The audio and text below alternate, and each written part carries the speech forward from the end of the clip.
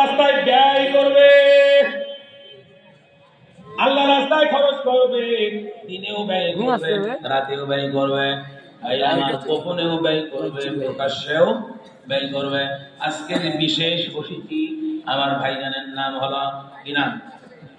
বিশেষ অতিথি, বিশেষ অতিথি। তিনি বক্তৃতা করে গেল, হ্যাঁ, আকবর মিয়া।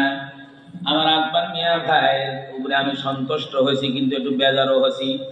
দুনিয়ার সকল, এই এলাকার সকল মানুষ বসে থাকতে পারলো, আপনি কি একটা ঘন্টা কোরআনের জন্য বসে থাকতে পারলেন না?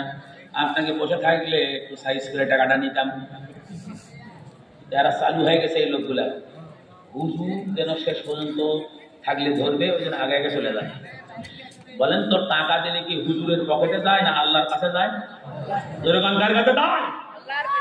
বাইরে আমার আল্লাহ দিলেন তুকুনা ওয়ালাহুম বিল্লাইলি ওয়ান নাহারি সিররা ওয়া আলানিয়াতান ওয়ালাহুম আজরুহুম ইনদা রাব্বিহিম ওয়ালা খাউফুন আলাইহিম ওয়ালা হুম ইয়াহজানুন। ঈমানদাররা এমন মানুষ, তারা ব্যয় করে, আল্লাহ রাস্তায় দান করে, গোপনেও দান করে, প্রকাশ্যেও দান করে, রাতেও দান করে, দিনেও দান করে।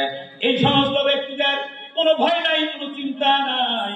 আল্লাহ পাক রব্বুল আলামিন তাদেরকে মহা পুরস্কারে পুরস্কৃত করবে। জোরে জোরে বলেন আল্লাহু আকবার।